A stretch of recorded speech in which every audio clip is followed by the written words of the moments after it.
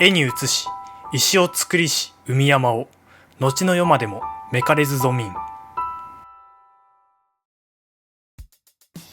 はいどうも皆さんこんにちは。今回は足利義晴と大物崩れについてお話ししていきます。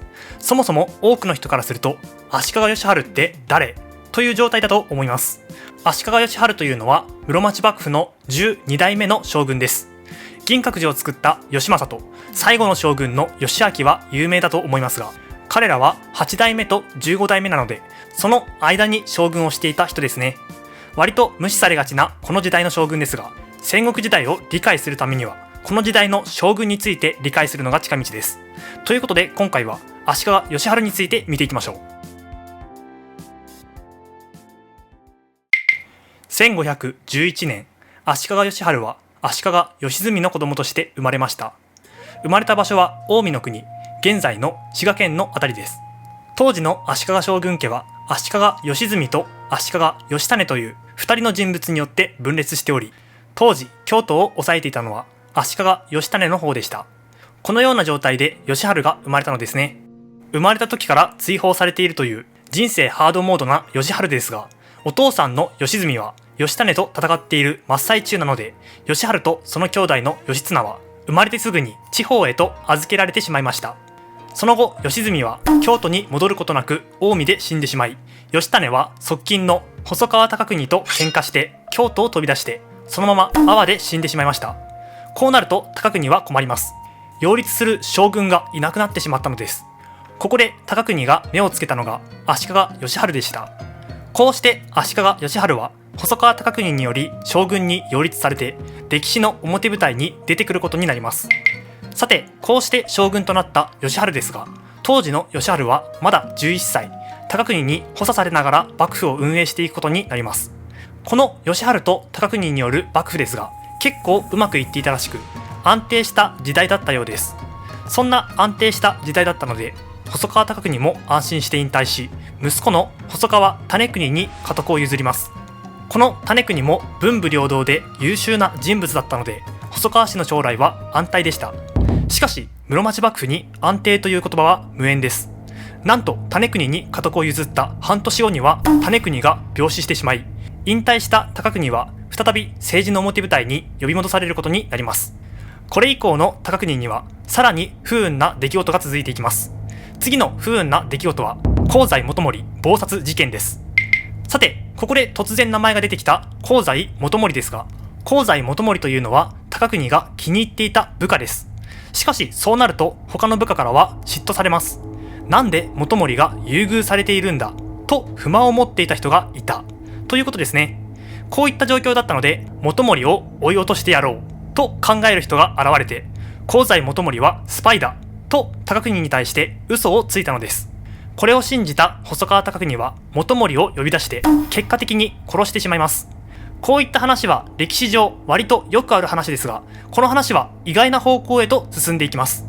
殺された元盛の兄弟たちが首を突っ込んできたのです。彼らは兄弟を殺されたことに激怒して高国の勢力を離れ、仇を討つために丹波で挙兵しました。こうして丹波勢と高国勢の間で争いが始まっていくのですが、この戦いに参戦した人物がいました。阿波にいた細川晴元です。彼の父親は高国と対立していたので、父の意思を受け継いだ晴元も高国と対立しています。つまり細川晴元は丹波勢と手を組んで高国を倒そうとしたのですね。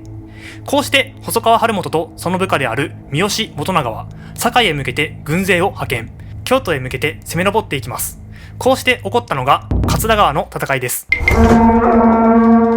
丹波と阿波の連合軍が反抗している、そんな状況を高国が放置しておくわけがありません。高国は丹波攻略を開始して丹波勢を鎮圧しようとしましたが、逆に返り討ちにあってしまい敗北。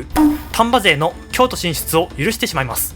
それと同時に阿波からやってきた軍勢も京都に攻めてきましたので、京都西部にある桂川を挟んで戦いになります。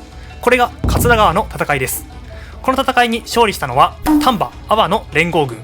京都を抑えていた義晴と高国は敗北してしまい、そのまま京都から近江の国へと落ち延びていくことになりました。さて、将軍が戦いに敗れ京都を後にしたことで、都は将軍のいない状況になってしまいました。これを受けて四国から海を渡ってきたのが足利義経や細川晴元、そして三好元長です。足利義経は冒頭にお話しした通り、足利義晴の生き別れの兄弟ですね。こうして堺には義経幕府が出来上がり、近江には義晴幕府が出来上がります。足利氏の兄弟が対立する構造となったことで、事実上将軍が2人いる状態となった上に、どちらの将軍も京都にいないという奇妙な状況になっていくのです。さて、四国から海を渡ってやってきた細川晴元ですが、彼は結構重要人物です。なので、もう少し彼について詳しく見ておきましょう。先ほど少しお話ししましたが、細川晴元の父は細川住元です。以前の動画で見てきましたが、細川住元は京都を追われている期間が長く、少しの間しか京都で活動できていませんでした。つまり、勢力基盤を築く余裕がなかったのです。その影響は息子の晴元にも響いており、晴元に受け継がれた勢力基盤も弱いものでした。そんな難しい状況だったので、細川晴元は人材不足に見舞われます。これを打開すべく、細川晴元は家のランクにとらわれずに優秀な人材を集めていきました。これが先ほどから出てきている柳本片春や三好元長です。しかし、優秀な人材を集めたというと聞こえはいいですが、悪く言うと寄せ集め集団です。要するに、ここで大切なことは、細川晴元の部下たちはそれぞれがそれぞれの思惑で動くという寄せ集め集団になってしまいます。さて、話を戻しましょう。いつまでも京都を将軍不在の状況にしておくわけにはいきません。ということで、義晴幕府と義経幕府、そして義経幕府に味方している丹波勢の間で和睦交渉が行われていきます。しかし、この和睦交渉がなかなかうまくいきません。先ほど言った通り、晴元の部下たちは寄せ集め集団なので、それぞれの利害関係が一致しないのです。丹波勢が戦った目的は、殺された兄弟の仇を討つ、つまり兄弟を殺した細川貴国の排除でした。要するに彼らからすれば、義晴が将軍でも問題なかったのです。つまり義晴は貴国を見限れば丹波勢と和睦できます。こうして貴国は孤立してしまい、姿をくらましてしまいます。しかし、この状況に反対したのが義経幕府の三好元長でした。彼が戦った目的は義経を将軍にするということだったので、義晴を将軍にするということは受け入れることができません。そんな中、細川晴元はどのような立場だったかというと、将軍はどっちでもいいという考えでした。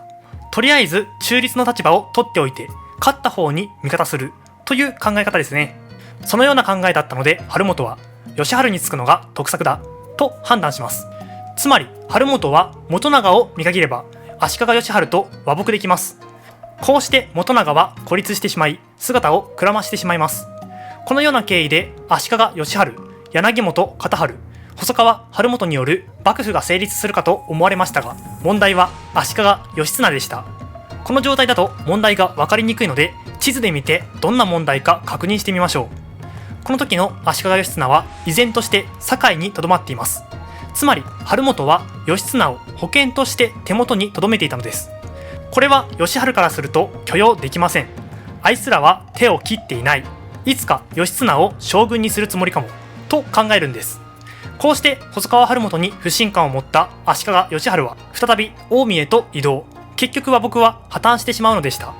さて、先ほどは姿をくらましたと言って詳しくは触れなかった三好元長と細川貴国ですが、三好元長は阿波へと帰っており、細川貴国は伊勢、越前、出雲を回って協力者を探す旅をしていました。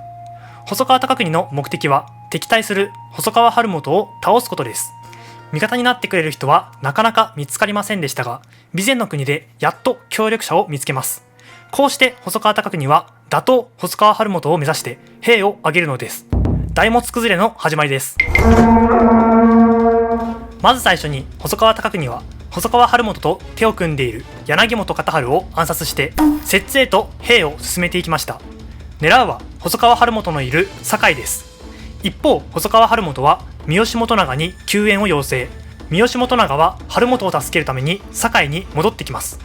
こうして戻ってきた三好元長の活躍により、細川貴国は押し返されて形勢は逆転。一時は逃げることに成功した細川貴国でしたが、最終的には捕まってしまいます。こうして捕まった貴国は大物にある高徳寺で自害へと追い込まれるのです。これが大物崩れです。一時は慣例にまで上り詰めた細川貴国でしたが、その後半生は転落の一途をたどることになり、激動の一生に幕を閉じるのでした。さて、いかがだったでしょうか。